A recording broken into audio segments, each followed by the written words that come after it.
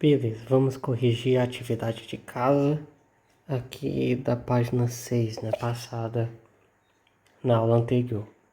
Primeira questão. O motor de um carro gera uma força de intensidade de 1.200 newtons no sentido do movimento do veículo, ao mesmo instante que há duas forças contrárias ao movimento, a força de atrito de 600 newtons, que atua devido ao contato dos pneus com o solo, e a força de resistência do ar de 200 newtons, conforme demonstrado na figura a seguir.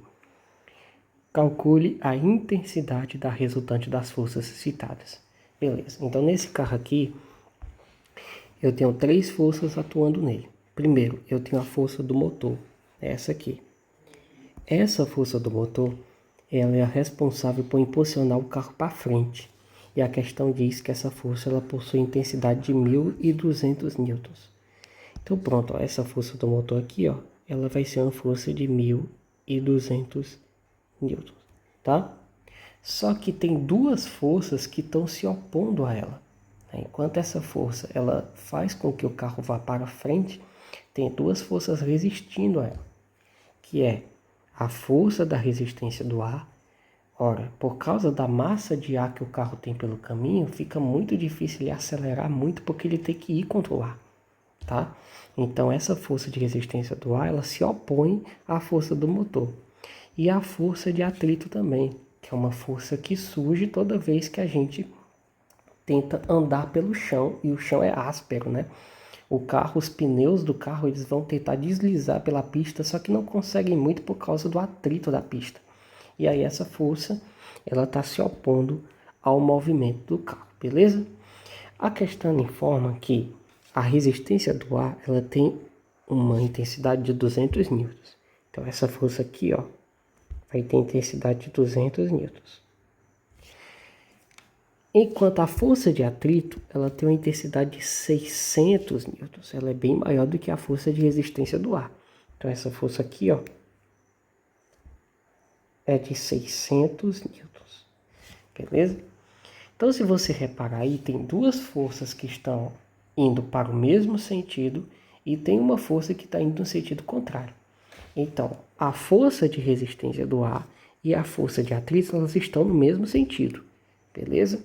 Então dá para eu fazer o seguinte, ó, dá para eu pegar a força de resistência do ar e somar com a força de atrito. Professor, por que você vai somar? Porque ambas as forças elas estão apontando no mesmo sentido. Então a força de resistência do ar é de 200 newtons, mais a força de resistência do atrito é de 600 newtons. Beleza.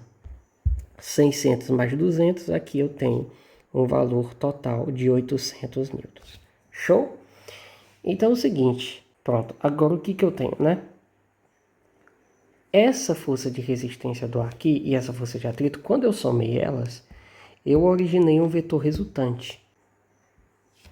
Esse vetor resultante aponta, obviamente, no mesmo sentido dessas duas forças, né?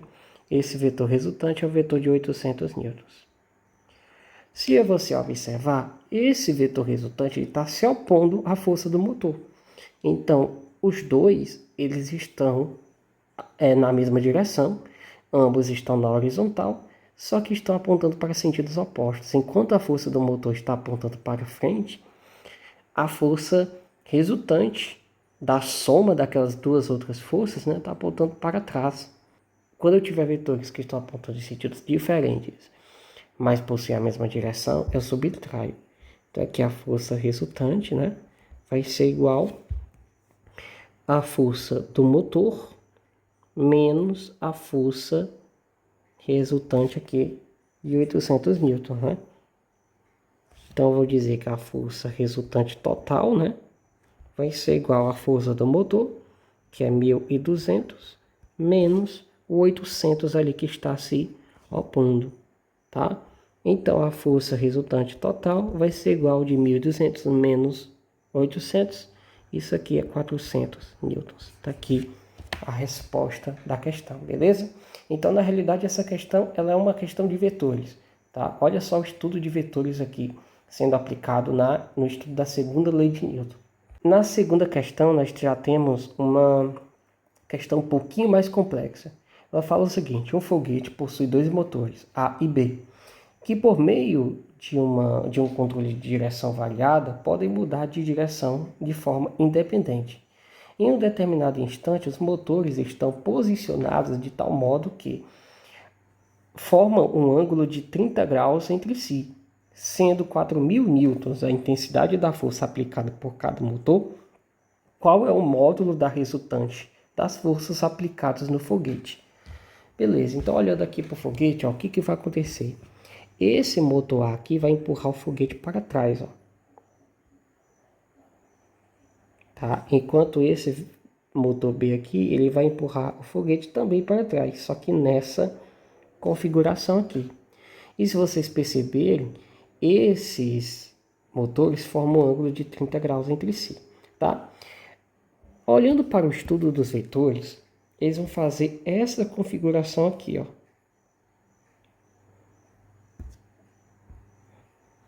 Tá vendo? Eu estou reproduzindo o mesmo desenho, só que sem o foguete, obviamente.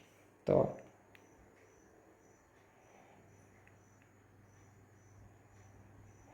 Tá? Então, já que aqui é a força do motor A, né? Que é a força imposta pelo motor A.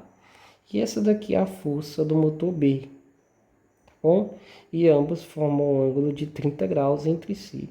Ora, o que vai acontecer? Ação e reação, tá? Os motores, eles jogam todo aquele gás deles, né? Toda aquela queima para trás. Mas o resultado disso é que se eles estão empurrando para trás, o foguete vai para onde? O foguete vai para frente. Então essa força ela é devolvida. Ó. A força do motor B, ó, ela é devolvida para frente, ó, que é a força de B. Beleza? E a força de A acontece a mesma coisa, ó. Ela vai ser devolvida para frente. Força de A. O mesmo ângulo é formado, o ângulo de 30 graus entre esses dois vetores. Então percebe, o motor A ele joga toda aquela força para trás, o motor B também joga toda aquela força dele para trás. Só que pela lei da ação e reação, vai ocorrer a reação de que a força que o motor A colocou para trás vai ser jogada para frente também. E a força que o motor B jogou para trás também vai ser jogada para frente. Qual é o resultado disso? É que dá para eu ter um vetor resultante da soma de FA mais FB. Ó, esse vetor resultante ele vem para cá. Ó. Vou chamar de força resultante.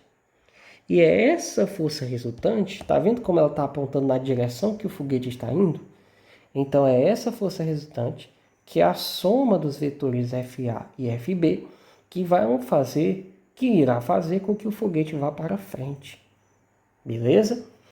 Então pronto, ó. Você sabe que esse método aqui, quando você tem um ângulo muito agudo ou você tem um ângulo muito obtuso, no caso aqui esse ângulo é muito agudo, né, porque é um ângulo de 30 graus, você tem a regra do paralelogramo, ou seja, você aplica a lei dos cossenos, beleza? Então como é que a gente vai fazer aqui para aplicar a lei dos cossenos?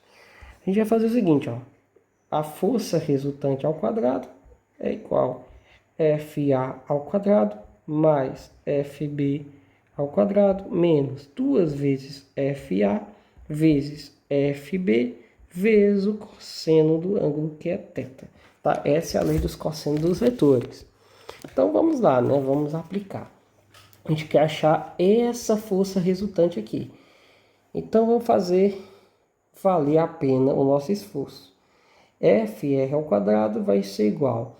A questão diz que tanto a força do vetor A quanto a força do vetor B, ela é de 4.000 newtons. Então, o que ela diz aqui? Ó, sendo 4.000 newtons a intensidade da força aplicada por cada motor. Então, é de 4.000 newtons. Logo, esse FB aqui, o módulo dele é de 4.000 newtons, e esse FA aqui também é de 4.000 newtons, beleza? Então eu posso fazer o seguinte, ó. Posso fazer que isso aqui é 4.000 ao quadrado, mais 4.000 ao quadrado, menos 2 vezes 4.000 vezes 4.000, vezes o cosseno de 30 graus, beleza? Então lá, força resultante ao quadrado é igual, ora, 4.000 ao quadrado dá 16 milhões. 4.000 ao quadrado dá 16 milhões. 16 milhões mais 16 milhões dá 32 milhões. Menos. Mesma coisa aqui, ó.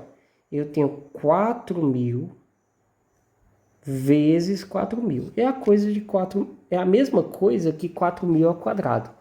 Aquele multiplicado por ele mesmo. 4.000 ao quadrado dá 16 milhões. Vezes 2. Então vai dar 32 milhões. O cosseno de 30 graus é raiz de 3 sobre 2. Aí, ó, FR ao quadrado vai ser igual. Aqui, ó. Eu não posso cancelar esse com esse, mesmo eles sendo iguais e possuírem sinais opostos, né?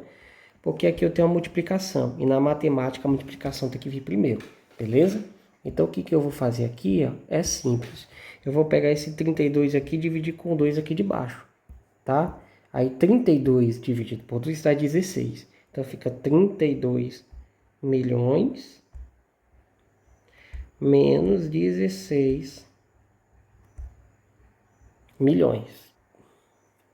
Aí FR ao quadrado vai ser igual a 32 milhões menos 16 milhões, né? É a mesma coisa que você pegar 32 menos 16 e acrescentar o zero, né? Então 32 menos 16 é 16. Então isso aqui fica 16 e acrescenta os zeros que ficaram. Então dá 16 milhões. Vezes a raiz de 3 aqui, que eu não utilizei ainda, né? Show? É o que você vai fazer agora, né? Aqui é muito interessante, porque eu tenho esse quadrado aqui, ó. Então, para tirar do expoente, eu preciso colocar a raiz quadrada do outro lado. Então, vai ficar o seguinte, ó. A força resultante é igual a raiz quadrada de 16 milhões vezes a raiz quadrada da raiz quadrada de 3. Beleza? Então, a força resultante vai ser igual. Ora, eu sei que a raiz quadrada de 16 milhões vai dar 4.000. Vezes. Aqui eu tenho, ó, algo interessante. Eu tenho a raiz quadrada da raiz quadrada. Eu sei que pela a regra da raiz quadrada, né, da potenciação e da raiz quadrada, se eu tiver a raiz de 2 radicais, eu multiplico os índices. Tá? Então aqui, ó, eu tenho o índice 2, que é a raiz quadrada, e aqui eu também tenho o índice 2, que também é raiz quadrada, né? Então, se eu tenho duas raízes quadradas, então eu multiplico o índice. 2 vezes 2, 4. Então, isso aqui fica a raiz quarta de 3, tá? E como é uma força resultante, tudo bem? Então, ela vai ser dada, pelo fato de ser uma força, ela vai ser dada em newtons. Pronto, chegamos ao resultado, aí a resolução da nossa questão.